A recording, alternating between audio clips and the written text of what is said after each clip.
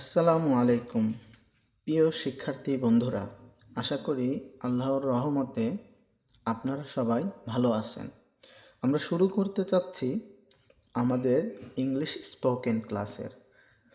তো English spoken ক্লাসে আমরা চেষ্টা করব আপনাদের এমন সুন্দরভাবে ইংলিশ স্পোকেনগুলো উপস্থাপন করার জন্য, যাতে করে আপনারা এই ইংলিশ স্পোকেন ক্লাস থেকেই অনেক কিছু শিখতে পারেন। আশা করি প্রতিদিন যদি আমাদের সাথে আপনারা আপনাদের কিছু সময় অর্থাৎ 10 মিনিট বা 15 মিনিট সময় দেন, তাহলে আশা করি আপনারা এখান থেকে অনেক কিছু শিখতে পারবেন ইংলিশ স্পোকেনের উপর।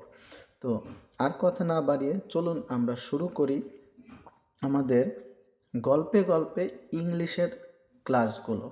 তো প্রথমে দেখেন এইখানে একটা সেন্টেন্স আছে, এক দেশে এক রাজা ছিল।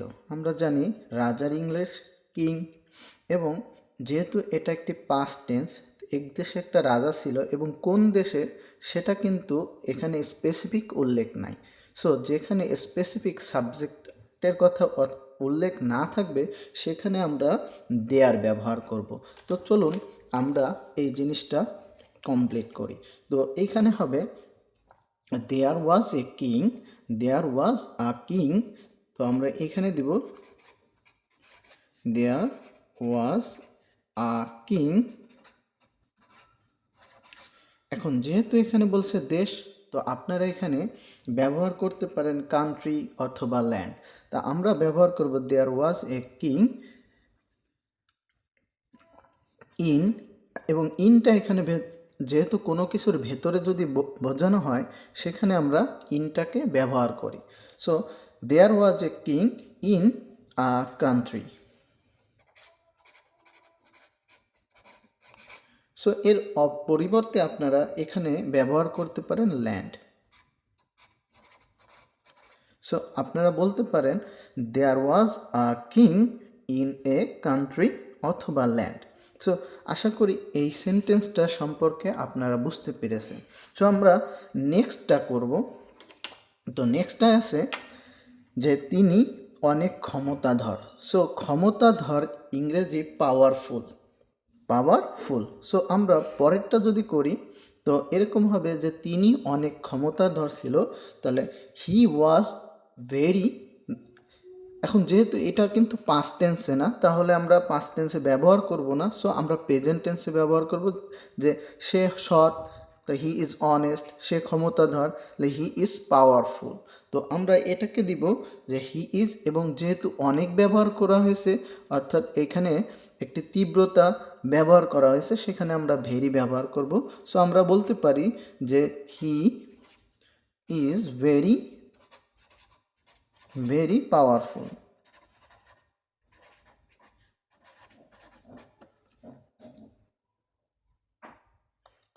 So he is very powerful. So আশা করি বুঝতে পেরেছেন। সো আমাদের এই সেন্টেন্সটার কাজও কিন্তু কমপ্লিট হয়ে গেল। সো আমরা পরের সেন্টেন্সটা করব, তিনি ছিলেন ভীষণ দয়ালু। তো এখানে দয়ালু ইংরেজি কাইন্ড, দয়ালু ইংরেজি কাইন্ড, এবং ভীষণ ওই একই অর্থে, যেহেতু অনেক বা ভীষণ এগুলো আমরা ব্যবহার করে থাকি ভেরি। তো আমরা এখানে ব্যবহার করব যে তিনি ছিলেন ভীষণ দয়ালু। সো আমরা এখানে দেব যে হি, যেহেতু অতীতের কথা সো ওয়াজ দিতে পারি। So he was very very kind, he was very kind, সে ছিল ভীষণ দয়ালু। আশা করি বুঝতে পেরেছেন। সো আমরা নেক্সট আমাদের সেন্টেন্সে যাব। তো আমাদের নেক্সট সেন্টেন্সটা আছে দেশ ও দেশের মানুষের প্রতি তার ছিল অসীম ভালোবাসা। সো এখানে দেখেন ভালোবাসা ইংলিশ আমরা যদি ব্যবহার করি, তাহলে আমরা ভালোবাসার ইংলিশ এখানে ব্যবহার করব লাভ, এবং অসীম ইংলিশ ব্যবহার করব ইনফিনিটিভ, ইনফিনিট। ইনফিনিট মানে হলো অসীম। সো আমরা এটার জন্য ব্যবহার করব ইনফিনিট। সো আমরা যদি এরকম সেন্টেন্সটা করি যে দেশের মানুষের প্রতি ছিল তার অসীম ভালোবাসা, তাহলে এই সেন্টেন্সটা আমরা এইভাবে করব যে তার ছিল, যেহেতু তার ছিল এই থাকা অর্থে আমরা ব্যবহার করি হ্যাভ অথবা হ্যাজ হ্যাড, এটা আমরা ব্যবহার করব। যেহেতু অতীতের কথা সেহেতু আমরা এখানে ব্যবহার করব had.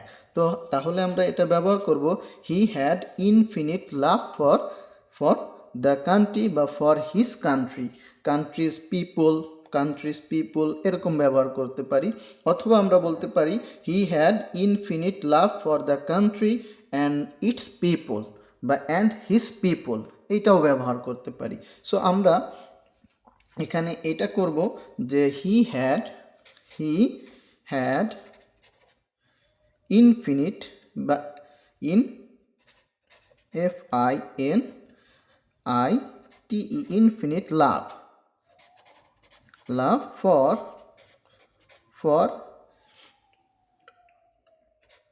the country and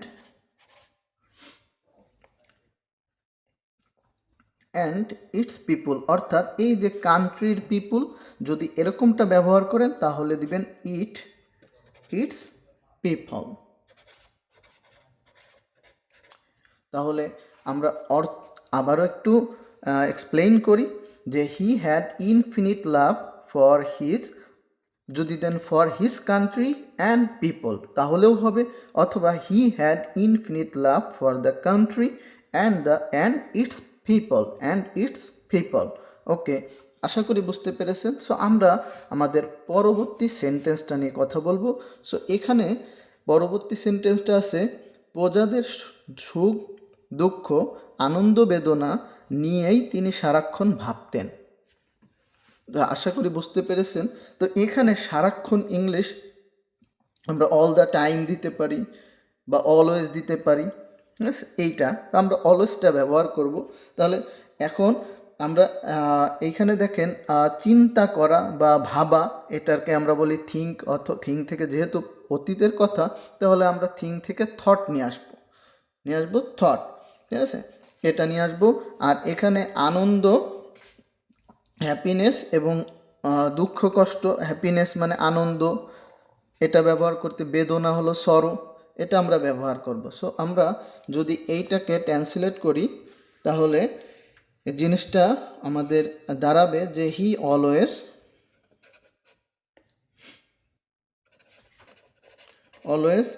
thought he always thought about, সম্পর্কে, কারো কিছু যদি সম্পর্কে বোঝায় তাহলে যেহেতু তিনি তার, আমরা এটাকে আবার দেখি যে প্রজাদের সম্পর্কে, অর্থাৎ প্রজাদের দুঃখ আনন্দ বেদনা এটা নিয়েই কিন্তু সে ভাবতো, তাহলে আমরা সেটা প্রিপোজিশন হিসেবে অ্যাবাউট ব্যবহার করব। He always thought about the happiness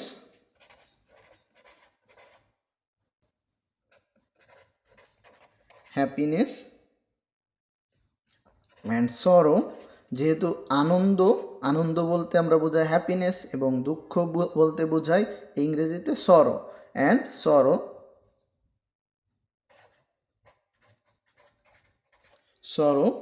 of the people,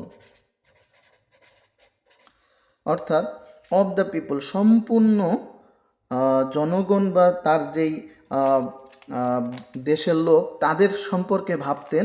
এজন্য আমরা এখানে অফ দ্য অর্থাৎ সম্পূর্ণ লোক বোঝাতে এখানে অফ দ্য ব্যবহার করা হয়েছে প্রিপোজিশন হিসেবে। সো আমরা এটাকে দিব। আবারও আমরা একটু বাংলাটা দেখে নিই যে প্রজাদের সুখ দুঃখ আনন্দ বেদনা নিয়ে তিনি সারাক্ষণ ভাবতেন। তার ট্রান্সলেটটা আমাদের এইভাবে হবে he always thought about the happiness and sorrow of the people. তো আশা করি আপনারা বুঝতে পেরেছেন। আমরা আমাদের নেক্সট ট্রান্সলেশনে যাব। সো সেখানে আরেকটা জিনিস বোঝানো হয়েছে এখানে যে ফলে রাজ্যের মানুষরা ছিল খুব সুখী। এখানে সুখী ইংলিশ আমরা জানি এটা হ্যাপি, এবং যেহেতু অতীতের কথা সেজন্য আমরা পাস্ট টেন্সটাই ব্যবহার করব। আর ফলে আমরা এই যে ফলে মানে ফলাফলে আমরা বলবো as a result, as a result. আর এইখানে মানুষরা, তাহলে দ্য পিপল যেহেতু নির্দিষ্ট করে বোঝাচ্ছে যে ওই দেশের রাজার মানুষরাই তারা সুখে ছিল। তাহলে আর এইখানে রাজ্য ইংলিশ আমরা ব্যবহার করব কিংডম, কিংডম। তাহলে আমরা এই ট্রান্সলেটটা একটু করে আসি।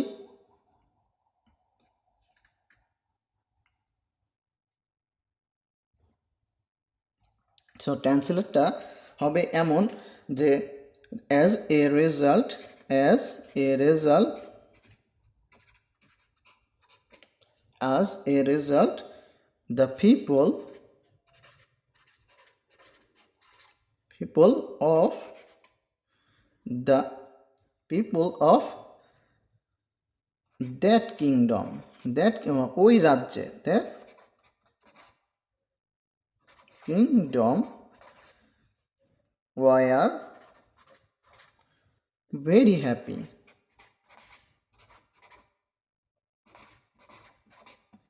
অর্থাৎ ওই রাজ্যের মানুষরা অ্যাজ এ রেজাল্ট ফলে the people of that kingdom বা অফ দ্য কিংডম, আমরা এটাও দিতে পারি। যেহেতু স্পেসিফিক করে বলছি যে ওই রাজ্যের, সেহেতু আমরা ব্যবহার করছি of that kingdom were very happy, তারা ছিল খুবই সুখী। সো আমরা নেক্সটটায় আমরা দেখব যে কোনো কিছুর অভাব ছিল না। সো মানে তাদের কোনো কিছুর কিন্তু অভাব ছিল না, এই যে এটা আমাদের ট্রান্সলেশন আসছে যে তাদের কোনো কিছুর অভাব ছিল না। তাহলে এখানে যেহেতু এখানে অভাব ইংলিশ আমরা ল্যাক ব্যবহার করব, ল্যাক মানে ঘাটতি বা অভাব, এটা আমরা ব্যবহার করব। সো আমরা এটাকে ট্রান্সলেট এভাবে করতে পারি যে দেই ল্যাকড নাথিং, তাদের কোনো কিছুই অভাব ছিল না। সো দে ল্যাক নাথিং, অর্থাৎ তাদের কোনো কিছুরই অভাব ছিল না। সো আমরা নেক্সট ট্রান্সলেশনটা দেখে নিই। তো এইখানে ট্রান্সলেশনটা আছে যে তারাও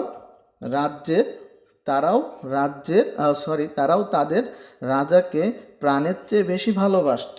তারাও তাদের রাজাকে, এইখানে অতিরিক্ত যখন বোঝাবে যে আমিও, তাহলে টু ব্যবহার করবে। এরকম যদি অতিরিক্তভাবে যদি কোনো কিছু বলা হয় তখন আমরা টুটা ব্যবহার করব।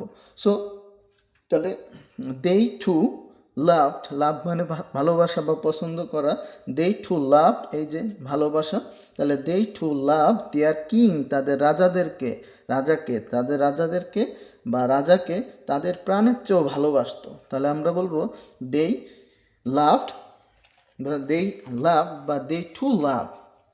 সো আমরা এটা করি দেই টু লাভ, তারাও ভালোবাসতো তাদেরকে, তাদের রাজাকে বা রাজাকে, তাদের রাজাকে, তাহলে দেয়ার কিং, দেন মানে চেয়ে, কাদের চেয়ে, তাদের জীবনের চেয়ে, দেন দেয়ার লাইফ বা দেন দেয়ার লাইফ, তাদের জীবনের চেয়ে, দেয়ার লাইফ। সো আমরা আরেকটু দেখি যে তারাও তাদের রাজাকে প্রাণের চেয়েও বেশি ভালোবাসতো। তাহলে আমরা সেটাকে ট্রান্সলেট করব they to love their king than their life, তাদের জীবনের থেকেও তারা তাদের রাজাকে বেশি ভালোবাসতো। সো আশা করি বুঝতে পেরেছেন। তো আমরা পরেরটা দেখব যে এত কিছু হলে কি হবে, রাজার মনে শান্তি ছিল না।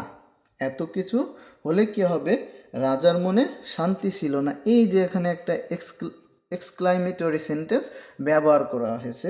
সো আমরা এটাকে কী করবো, এত কিছু হলেও কি হবে, what will happen if so much.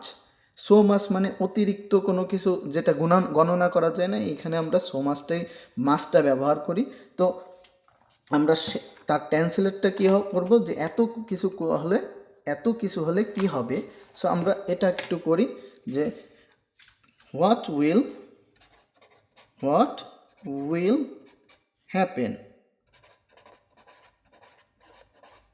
Happen if so much, এত কিছু হলে কি হবে, এই যে এত কিছু হলে কি হবে, তার মানে আমরা বলতেছি what will happen if so much. So এইখানে আমরা একটা এক্সক্লামেশন মার্কটা ব্যবহার করব।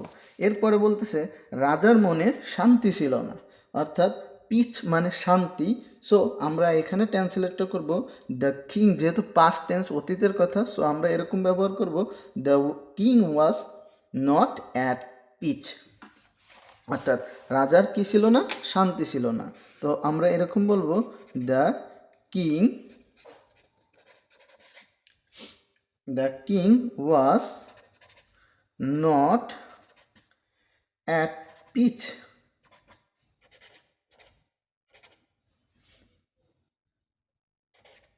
সিই, PEACE, পিচ, অর্থাৎ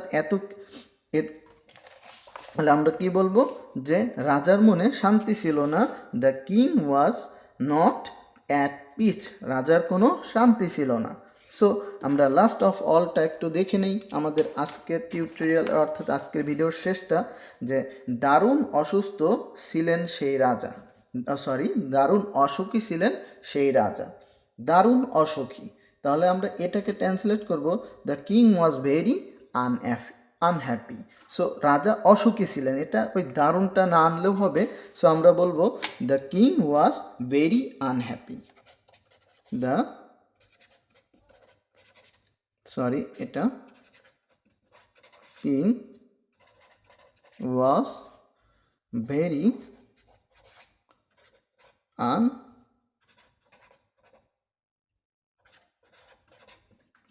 আনহ্যাপি। সো আমরা বলবো the king was very unhappy.